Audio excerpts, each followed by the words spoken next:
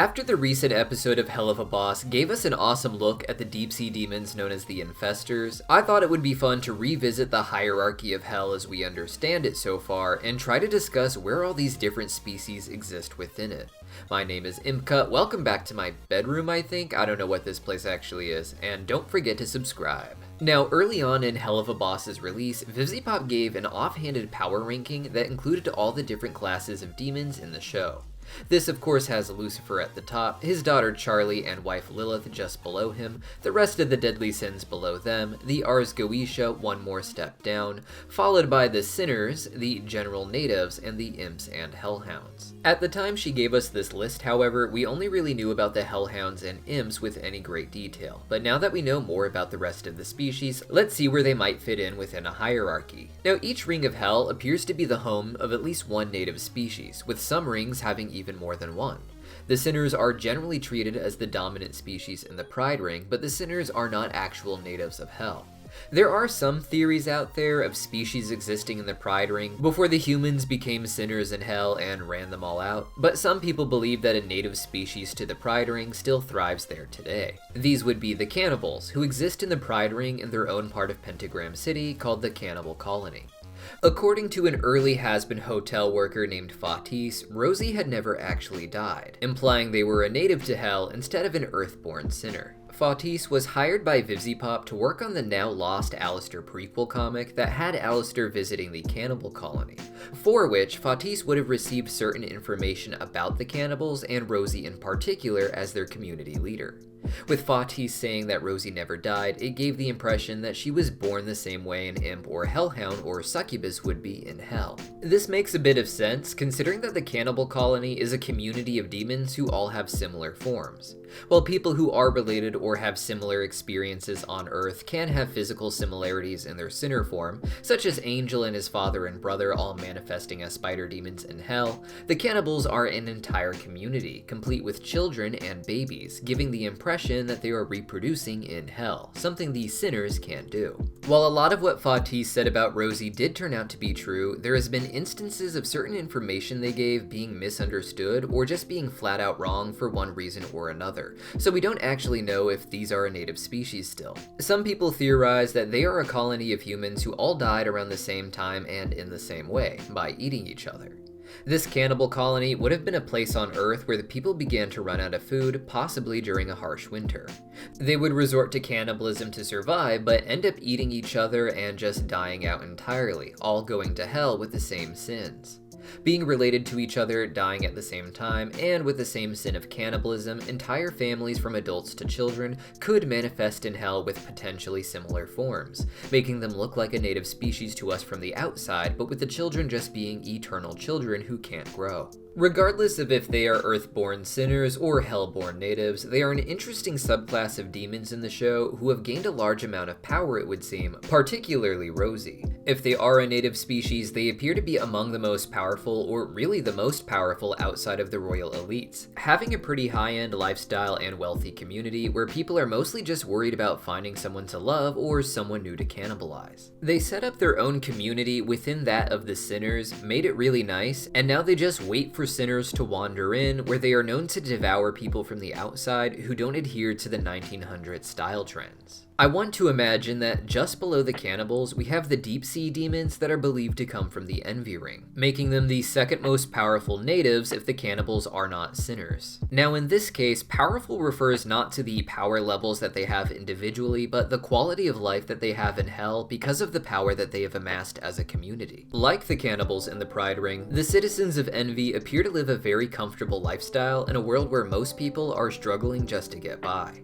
It is believed that the Envy Ring is one giant ocean, and that makes it harder for others to travel there as well. I wouldn't be surprised if it's revealed later that you can travel there using helmets or scuba gear, but I imagine it to be a place where the other species aren't able to live so easily, a place where you can't get a home or be a part of the society, since you can't breathe underwater or get around in the dark, for which the deep sea demons give off their own light.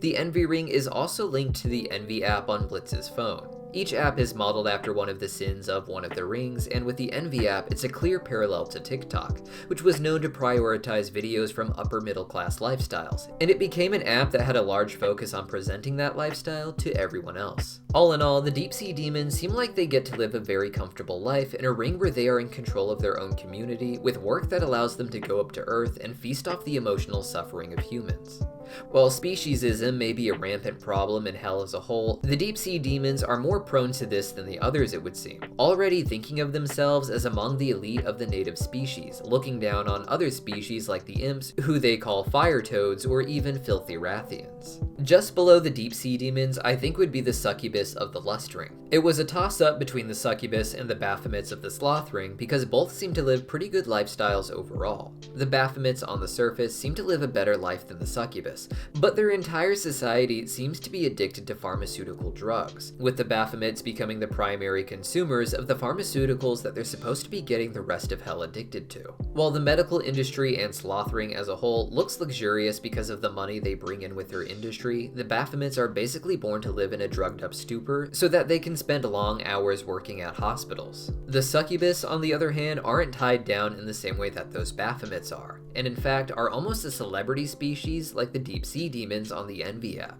While not every Succubus is going to be as famous as Verosica, the Lust Ring's industries are built largely around adult entertainment, which the Succubus naturally enjoy, as it's how they feed off of the energy of others, according to real-life legend. Like Rolando eating the emotional trauma of Blitz and the humans that he haunts on Earth, the Succubus get a sort of energy out of their sexuality, and it seems that they actually evolved to lure in prey using their sexuality. While other jobs outside of adult work undoubtedly do exist in the Lust Ring, a lot of Succubus just seem happy to work with the jobs they have, whether performing in Hell or going to Earth to seduce humans. While their ring may not look as nice as the Sloth Ring on the surface with its dark blue sky and never-ending rain, it's also a habitat that the Succubus are evolved for. We as humans can already appreciate the long periods of rainy weather and dark skies and the comfy atmosphere that they bring in. And for a species that actually evolved in lust, they would appreciate this even more. It would be like home to them, like a bat in its cave. Because of this, I think that the Succubus would be the third in power for the natives, being just below the deep sea fish of Envy,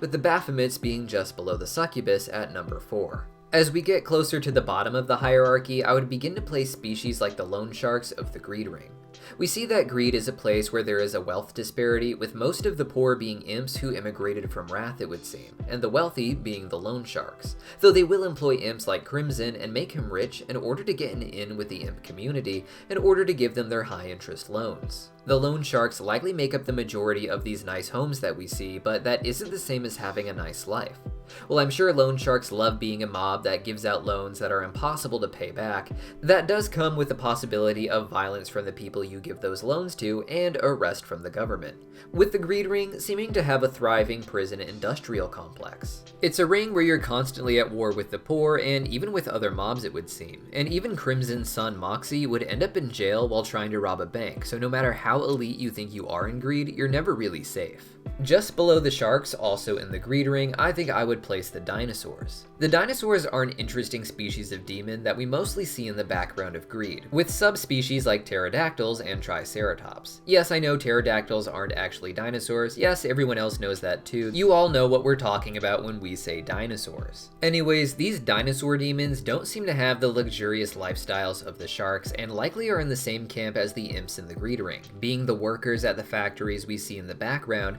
that are just trying to make ends meet, only to have to take out high interest loans from the mafia and putting themselves into a life of debt. At the bottom of the list, we have Imps and Hellhounds, for which I want to put the Imps just above the Hellhounds, though my thinking goes back and forth on this a lot. Imps were said to be the lowest of the low in Hell, but Hellhounds can actually be purchased at the Gluttony Ring Pound, and can be treated like slaves, servants, or pets to other demons, even the Imps. When an Imp adopts a Hellhound the way Blitz adopted Luna, the Hellhound is often seen as their pet, but you don't see the reverse of that, a Hellhound in charge of an Imp or even adopting one. Imps already have terrible lives of hard farm labor and fighting in wars for very little pay, but they at least seem to enjoy that as it plays into what they were doing before they were conquered by Satan and the other elites. They like war and they like wrestling with giant demons to get their food, and they don't seem to mind to do that work for everyone else in Hell. Hellhounds may have a better quality of life overall, especially if they don't have to spend their childhood at the pound, but all in all, they seem to have fewer options than the Imps have, who themselves are already treated as very limited. But what do you guys think? Is this ranking accurate, or would you rearrange it at all? Let me know your thoughts in the comments down below, and I'll see you guys soon.